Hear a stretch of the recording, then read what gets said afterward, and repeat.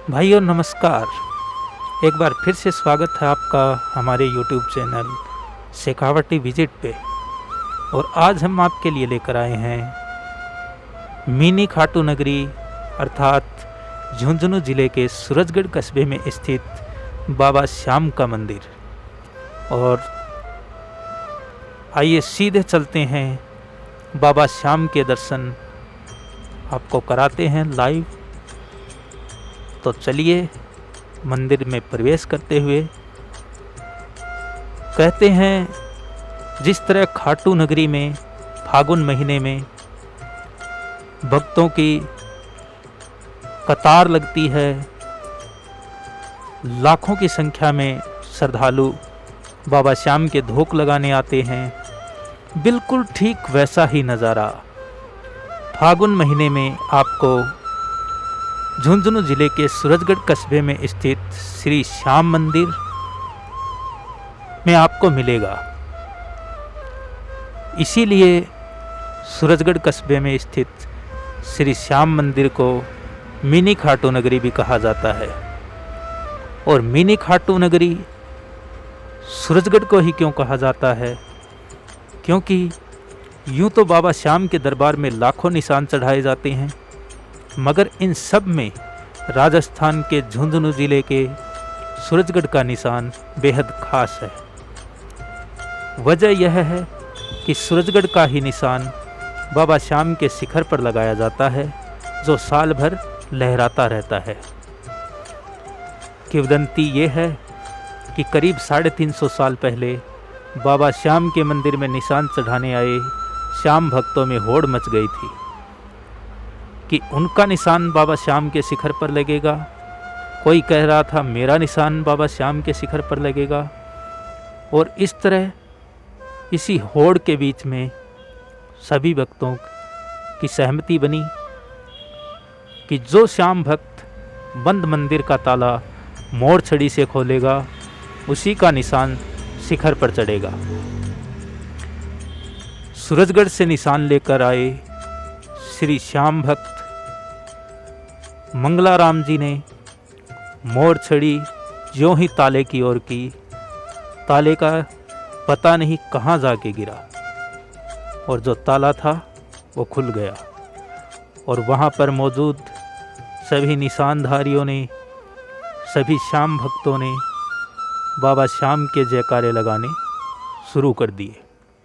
और लगभग पिछले 350 वर्षों से खाटू के श्याम मंदिर के शिखर पर मिनी खाटू नगरी यानी झुंझुनू ज़िले के सूरजगढ़ कस्बे के श्री श्याम मंदिर का निशान खाटू धाम के शिखर पर चढ़ाया जाता है। अब बाबा श्याम के चमत्कारों की बात करें तो बाबा श्याम बचपन से ही चमत्कारी थे। जैसा कि बाबा श्याम का पुराना नाम बर्बरिक था, और बर्बरिक जो है वो महाभारत के एक महान योद्धा थे। वे घटोत्कच और मौती के पुत्र थे। और बर्बरिक को उनकी माँ ने यही सिखाया था कि हमेशा हारने वाले की तरफ से लड़ना, और वे इसी सिद्धांत पर लड़ते भी रहे। बर्बरिक को कुछ ऐसी सिद्धियां प्राप्त थी जिनके बल से पलक झपकते ही महाभारत में युद्ध में भाग लेने वाले समस्त वीरों को मार सकते थे। जब वे युद्ध में सहायता देने आए, तब इनकी शक्ति का परिचय प्राप्त कर श्री कृष्ण भगवान ने अपनी कूटनीति से इन्हें रणचंडी को बलि चढ़ा दिया। महाभारत युद्ध की समाप्ति तक युद्ध देखने की इनकी कामना श्री कृष्ण के वरदान से पूर्ण हुई, और इनका कटा सिर अंत तक युद्ध देखता और वीर गर्जन करता रहा। बाल्यकाल से ही वे बहुत वीर और महान योद्धा थे। उन्होंने युद्ध कला अपनी माँ से सीखी। माँ आदि शक्ति की घोर तपस्या करके उन्हें प्रसन्न किया और 3 अभेद्य बाण प्राप्त किए और 3 बाणधारी का प्रसिद्ध नाम प्राप्त किया। ईशापुर्तिक वाल्मीकि ने प्रसन्न होकर उन्हें धनुष प्रदान किया, जो कि उन्हें तीनों लोकों में विजयी बनाने में समर्थ थे। महाभारत का युद्ध कौरवों और पांडवों के मध्य अपरिहार्य हो गया था। अतः यह समाचार बर्बरिक को प्राप्त हुआ तो उनकी भी युद्ध में सम्मिलित होने की इच्छा जागृत हुई। जब वे अपनी माँ से आशीर्वाद प्राप्त करने पहुँचे तब माँ को हारे हुए पक्ष का साथ देने का वचन दिया। वे अपने लीले घोड़े, जिसका रंग नीला था, पर 3 बाण और धनुष के साथ कुरुक्षेत्र की रणभूमि की ओर अग्रसर हुए। सर्वव्यापी श्री कृष्ण ने ब्राह्मण वेश धारण कर बर्बरिक से परिचित होने के लिए उन्हें रोका और यह जानकर उनकी हंसी भी उड़ाई कि वह मात्र 3 बाण से युद्ध में सम्मिलित होने आया है।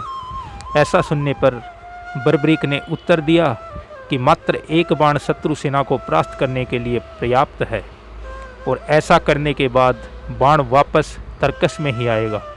यदि 3 बाणों को प्रयोग में ले लिया तो 3 लोकों में हाहाकार मच जाएगा।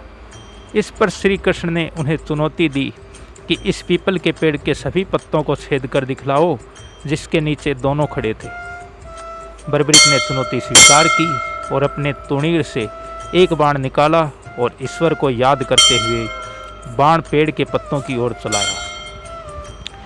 तीर ने क्षण भर में पेड़ के सभी पत्तों को भेद दिया और श्री कृष्ण के पैर के इर्द गिर्द चक्कर लगाने लगा, क्योंकि एक पत्ता उन्होंने अपने पैर के नीचे छुपा लिया था। बर्बरिक ने कहा कि आप अपने पैर को हटा लीजिए, वरना यह आपके पैर को चोट पहुंचा देगा। श्री कृष्ण ने बालक बर्बरिक से पूछा कि वह युद्ध में किस ओर से शामिल होगा, तो बर्बरिक ने अपनी माँ को दिए वचन दोहराया कि वह युद्ध में उस ओर से भाग लेगा जिस ओर की सेना निर्बल हो और हार की ओर अग्रसर हो, यानी जिस पक्ष की सेना हारने में दिखाई दे रही है उसी पक्ष की ओर मैं उनका साथ दूंगा। तो श्री कृष्ण जानते थे कि युद्ध में हार तो कौरवों की ही निश्चित है और इस पर अगर बर्बरिक ने उनका साथ दिया तो परिणाम उनके पक्ष में ही होगा।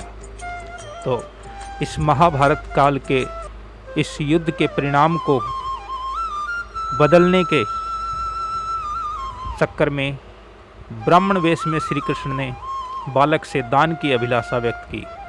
इस पर वीर बर्बरिक ने उन्हें वचन दिया कि अगर वो उनकी अभिलाषा पूर्ण करने में समर्थ होगा तो अवश्य करेगा।